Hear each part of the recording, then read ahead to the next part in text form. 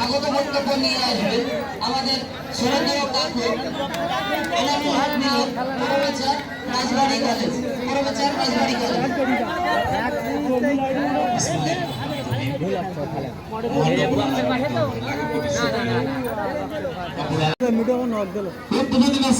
সেই প্রথম মহারথী সুপ্রিয় দর্শক মন্ডলী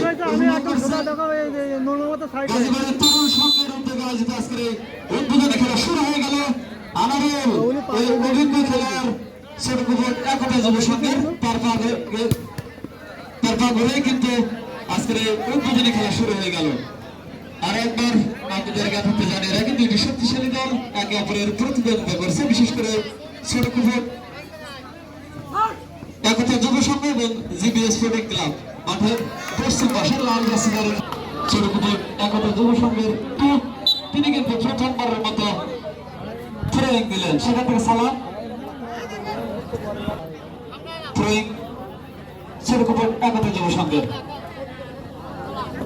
যেহেতু নাইটের খেলা, একটি খেলা শেষ হওয়া মাত্রই কিন্তু দ্বিতীয় খেলা শুরু হবে। সেবা সংস্থা এবং এই খেলা শেষ হওয়া মাত্রই কিন্তু দ্বিতীয় খেলা শুরু হবে। গাজীবাড়ি তরুণ সংঘ কর্তৃক আয়োজিত ৮ দলীয় মিনিবার শক্তিশালী দলের অংশগ্রহণে আজকের এই টুর্নামেন্টটি কিন্তু সাজানো হয়েছে এবং এখনো একতা যুব সংঘ এবং সেখান থেকে পাল্টা আক্রমণে দেওয়ার চেষ্টায় জিবিএস স্পোর্টিং ক্লাব ফুটবল একাদশের অনুকূলে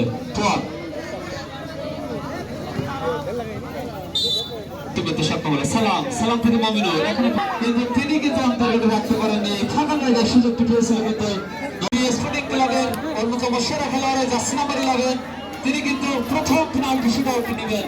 দেখা যাক নামের প্রতি জার্সি নাম্বার 11 আব্দুল সালাম এবং অভিজ্ঞ খেলোয়াড় জার্সি নাম্বার 4 আনারুল, তিনি কিন্তু একটি সুবর্ণ সুযোগ পেয়েছেন দলকে এগিয়ে নেওয়ার। দেখা যাক নামের প্রতি তার যে সুবিচার সেটি তিনি করতে পারেন কিনা। প্রস্তুত জার্সি নাম্বার 4 আনারুল, ওই ছোটকুপুর একতা যুব সংঘের অন্যতম সেরা খেলোয়াড়।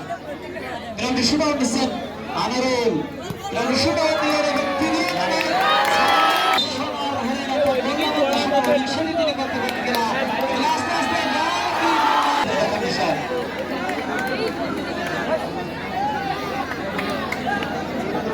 Jersey number 21 Noor Mohammad, the shooter of Chhotkupur একতা যুব সংঘ। দেখা যাক